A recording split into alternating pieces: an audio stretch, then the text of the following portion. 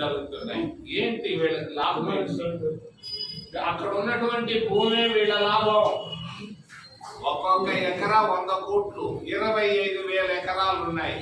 2.5 లక్షల కోట్ల విలువైనటువంటి భూమిని, 2.5 లక్షల కోట్ల రూపాయలు విలువైనటువంటి భూమిని చీప్ గా అమ్మి డబ్బు వెనకాల సంపాదించుకునేదానికి కుట్రలు బందుతున్నారు భారతీయ జనతా పార్టీ తరఫున. ఇది పొరపాటు చర్య. దీన్ని నేను ఖండిస్తున్నాను. భారత ప్రభుత్వ వైఖరిని, ఆంధ్రప్రదేశ్ ప్రభుత్వ వైఖరిని నేను నిశ్చితంగా, సున్నితంగా, నేరుగా నేను ఖండిస్తున్నా. మూడో విషయం RSS. ఒకప్పుడు ఇది బ్యాన్ చేసిన సంస్థ. ఈరోజు మోహన్ భగవత్, ఆయనకి అసలు ఏం తెలుసు ఏమి తెలియదో నాకైతే ఏం తెలియదు. ఆయన నిన్నగా 3 రోజుల నాడు 2 రోజుల నాడు ఉపన్యాసం ఒకటి ఇచ్చాడు. అబ్బా, ఎవరు చిన్న 1వ తరగతి పిల్లవాడు కూడా ఆ విధంగా మాట్లాడాడు. ఆయన అన్నాడు, భారతదేశానికి స్వతంత్రం మొన్ననే వచ్చింది అంటాడు. 1947లో భారతదేశానికి స్వతంత్రం రాలేదు. మరి ఆ దేవాలయం కట్టిన తర్వాతనే భారతదేశానికి స్వతంత్రం వచ్చింది అంటాడు. ఇది తప్పు. ఆయన తెలిసో తెలియకో అన్నాడు, అంటే అన్నాడు. దాన్ని నేను ఖండిస్తున్నా.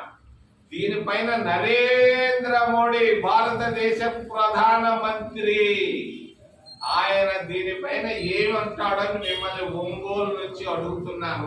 భారతదేశ ప్రధానమంత్రి, దేశానికి స్వతంత్రం రాలేదు, రామాలయం కట్టిన తర్వాతనే దేశానికి స్వతంత్రం వచ్చింది అన్నటువంటి మోహన్ భగవత్ కామెంట్లను పైన భారతదేశ ప్రధానమంత్రి నరేంద్ర మోడీ వైఖరిని తెలియజేయాలని మేము నేరుగా అడుగుతున్నాం. మరలా అడుగుతున్నాను, నరేంద్ర మోడీ వైఖరి. ఆయన చెప్పిన దానిపైన నీ వైఖరి ఏంది? అవునా కాదా? ఆయన చెప్పింది అవునా కాదా? రైటా రాంగా చెప్పు.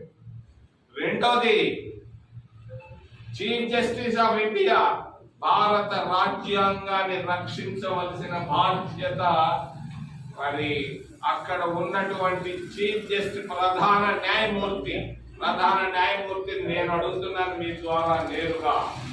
దీనిపైన మీ కామెంట్ ఏంటి? న్యాయస్థానాలు గమ్ముగా ఉంటాయా తెలియనట్టుగా? న్యాయస్థానాలు ఈ రోజు భారత రాజ్యాంగాన్ని కాపాడాల్సినటువంటి న్యాయమూర్తులు గమ్ముగా కూర్చొని మాకు తెలియదని గోళ్లు గిల్లుకుంటా కూర్చుంటారా?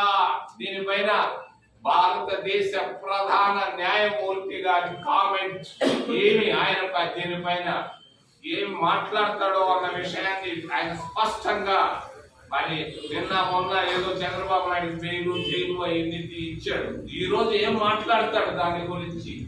ఈ వారంలో నిశ్చితంగా నేరుగా భారతదేశ ప్రధానమంత్రి, భారతదేశ ప్రధాన న్యాయమూర్తి కామెంట్ చేయాల్సిందిగా నేను మీ ద్వారా మరి అడుగుతూ, ఏదైనా ప్రశ్నల నుంచి దయచేసి అడగమని. అడిగేదానికి ఎన్నో ఉన్నాయి, కానీ ఈ మూడింటికి ఈ రోజుకి నేను లిమిట్ చేస్తున్నా.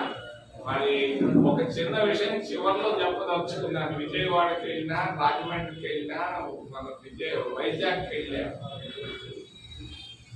జర్నలిస్టుల పరిస్థితులు బాగా లేవు. ఎక్కడ వర్కింగ్ జర్నలిస్టుల పరిస్థితులు, మళ్ళీ జీతాలు వచ్చి కూడా కుర్చీ రావటం లేదు,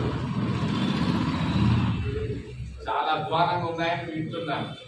మరి ఈ మేనేజ్మెంట్ జోలికి నేను పోదలుచుకోలేదు. కానీ ఒకటి మాత్రం, మా తిరుపతిలో నేను 5 సెంట్లు భూమి వాళ్ళకి భూమి ఇప్పించాను.